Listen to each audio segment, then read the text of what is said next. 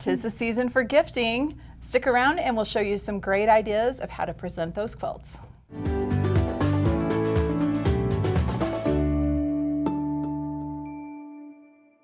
Welcome to Handi Quilter Watch and Learn. I'm Kim Sandberg and I'm Kristina Whitney.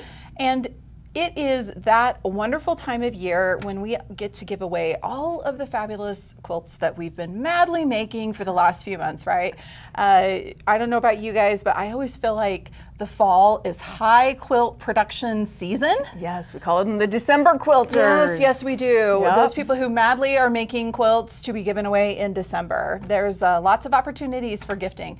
And you know, Kristina and I were talking about it and we're like, so how do you give your quilts? And we've done, did we do some online polls about this too? Like asking some questions about it? Yeah, we looked online because, I mean, yes, it is Christmas time, but there's other times of the year that we gift quilts also. Like Absolutely. babies, weddings, graduations, illness or needing comfort, things like that. So it's a constant thing. And sometimes we are a little bit lazier than others, but we wanted to share a couple of ways that we give our quilts. Yeah. So the first thing is prior to gifting the quilt. Do you wash it or do you not? Ooh, it's the big debate. So what do you do? It depends. I'm like, I'm a 50-50 here. Sometimes I wash it, sometimes I don't. I know for me, if I'm giving a baby quilt, I always pre-wash it because I want them to know when they get it that this is washable and you should wash it often, especially if you really are using it for a baby. Yeah, and it also depends on the fabric that I'm using. If I am worried it might bleed, I'll always pre-wash that and just double check everything. A lot of times if I'm using a special technique, like couching or something, I'll wash it also just to make sure that everything is staying secure. Oh, that's a good idea. And I guess when you do that, then you have to check those extra washing instructions on the yarn too to make sure that it's washable and then to wash and dry appropriately. Or be lazy like me and never think about that. I just throw it in. Just throw it in. Just, don't wash that 100% wool and throw it in the dryer and expect it to come out looking the way it did when it went in. Yeah, so there's things to think about, and a lot of times it comes down to time. Yes. Am I working on that baby quilt until like that mom is in labor and I've got to get it to him? Yes, or the shower, I may or may not get to washing it, but it's always something that you need to think about. Now, I know you've got a great tip. If you don't pre-wash it, what do you do? So one of the things I like to do is include a little note with a color catcher. So this is just a color catcher. And on my little note here, it says, congratulations on your new quilt. Please use me, because I make quilts so that they can be used and loved. And then I wrote on here, machine wash cold, low temp dryer, or lay flat to dry, and first wash with color catcher. So I can explain to them quickly. And yes, this absolutely is a Post-it. And that's usually the way I do it. I just do something really simple too, and then they can just throw that away after they do that first wash. But you can find the color catchers just at like a grocery store. They're really great though, even if you're pretty positive that the quilt is not going to bleed. I know that anytime I wash a quilt for the first time, I always use a color catcher, because there is nothing worse than having to let that quilt sit in a bathtub for 3 weeks trying to get that pink out or that purple or whatever it was. Guilty. Yep. Oh, we've all done it. We've all done it. Thank goodness for people who have found the techniques that work though for getting some of that out. And we actually have a video that we talked about that, didn't we? Save Your Bleeding Quilt is I think it's the website that has a lot of good information on that. Yep. So I do want you to know, Kim, that I just purchased on Amazon 2 more boxes of color catchers because I ran out and I desperately needed them. So. You're like me. I never buy just 1 box at a time. You got to buy 2 because you got to have a backup. Yes, because you never know how many you're going to end up using. Yeah. Okay, so that's some of the prep work prior to doing the gifting. So the next thing let's talk about is the presentation. Yes, the presentation. So let's start with a really fun way to give a quilt, especially if you want to wrap it in a really unique way. So if we all look at this quilt here behind me, so this is a fun quilt that I made for my daughter in 2014. So I know people are going to be like, where's the pattern? Where's this? Where's that? It was a kit from 2014. That was over 10 years ago. If you can find it, great. It's called, the fabric line's called Meow or Never. From Moda, but it's pretty hard to find. But anyway, I made this quilt for my daughter, and when I gave it to her, I made a pillowcase to go with it. So I've got this cute pillowcase, and I had the quilt folded up in the pillowcase, and then I just took the top of it and gathered and tied it with a bow, and that way it could sit under the tree. Cute. And she had something to open on Christmas morning. So, and she does sleep with that on her bed every night. As a matter of fact, when I brought it in, she's like, Mom, you probably want to wash that and all that other good stuff first. So that's one way that you can present quilts. Now, I know just recently I made a quilt for my daughter to take to college. And I had some leftover pieces. And it was like the end of that fabric, and I never wanted to see it again. So I took all of those pieces and just kind of slapped them all together and made a pillowcase for her that matches her quilt. And I don't have to see the fabric, except for when I go to visit her. Exactly. And she's enjoying it. So that's a great way to do it. So what's a way that you like to present? I know we both have got a couple of other here. Let's look at some of yours. Let's pull this one out. So this one, I have just taken some of the extra fabric from the project, because again, I don't want to see that fabric again once I'm done. And I just folded the quilt up. Now, normally, I like to fold the quilt so that the wrong side is out, because I'm kind of counting that as my wrapping paper.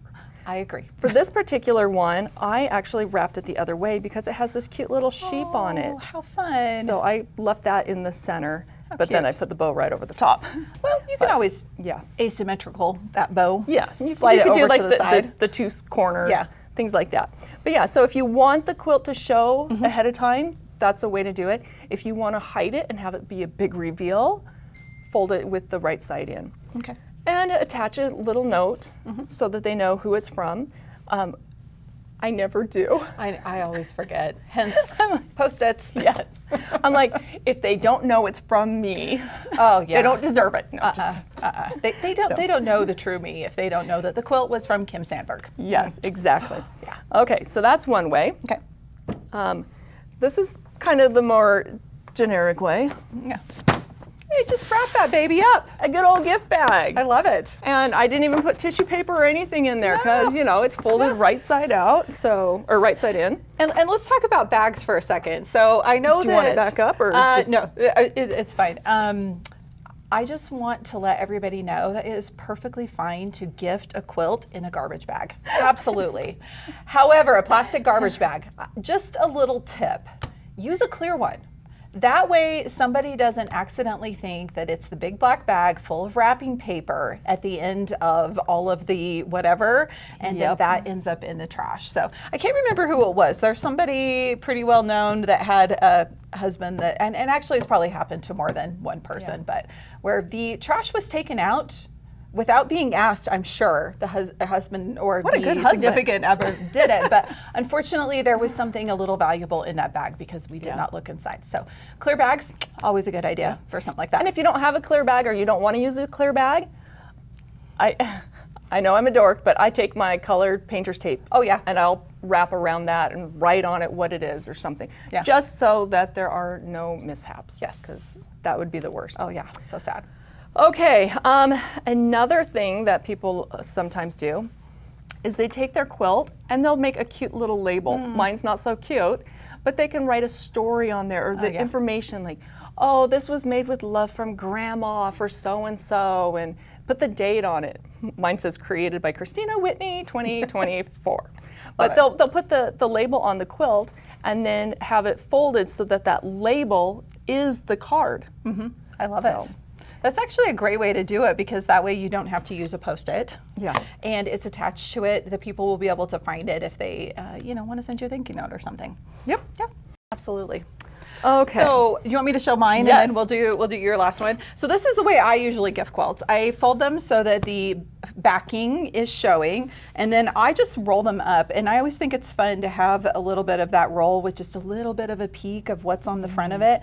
And then I just use a piece of binding, some of the binding that's left over. And then, like I said, I will tuck the color catcher and whatever note I happen to put on there, usually a Post-it, let's be honest, just right there, and then I will give that to somebody. That's usually how I gift my quilts. And I think it's really important to put the care instructions. Yes. I'm guilty of not doing that. Yeah. Oh, we all do it. But yeah, just recently I did a baby quilt for my nephew, and he's like, "Well, how do I wash it?" I'm like, "You put it in the washing machine?" I don't know. Machine wash whatever. No, I let him know that I had already pre-washed it, so it's good to go. Okay, so while we were preparing for this video, I saw the cutest idea, and I'm going to start doing this from now on. Yeah. This is maybe more for baby shower or little kids, whatever. But look at this. This is so cute. Look, you got a cute stuffed little animal. quilt, and it's all wrapped up just like we did before, just with the outside. But then flip a corner down and put the little stuffed animal in there. I love it. I love it. And if you're really an achiever, you could have the label highlighted right here that says "Love Grandma" or whatever you wanted to. I mean, you could really go all out and do that, or even have it right here behind. Yeah, it's so adorable. Or you could even make a little mini quilt for the little stuffed animal to hold. Okay, I'm going down a rabbit hole. I know. Another thing, once you have already gifted the quilt, I'm kind of a weirdo, but I always request that person send me a picture of the recipient with the quilt. Oh, I love that. There's no better feeling than getting a picture texted to you or whatever of a cute little baby on the quilt that you made and knowing that it's being used. Yeah. Or a wedding quilt or a Christmas quilt or whatever quilt it is, but knowing that hard work is being appreciated. Yeah. So we'll also add some pictures of some of our quilts that we've gifted and with the recipients. Yeah. We've got some great pictures here of different times throughout our lives that we've gifted some quilts. You can appreciate all these here. You know, Kristina, I think that is such a great idea too, because I know that you're much better at this than I am, but I am so guilty of forgetting to take a picture of the quilt when it's finished. And so getting a picture of that quilt, even though it's not necessarily held up just the quilt by itself, but of the recipient enjoying it, there's nothing better. I'd almost rather have the picture of the recipient with it than just the quilt, because it's just a quilt until it's being loved. I totally agree with you on that one. Yep. Absolutely. All right. Okay. Well, thank you so much for joining us today. If you'd like to have one of your quilts featured at the end of our video, be sure to use that tag at Handi Quilter in any social media posts that you do. Thank you so much for watching. Be sure and give us a like and subscribe, and have fun quilting.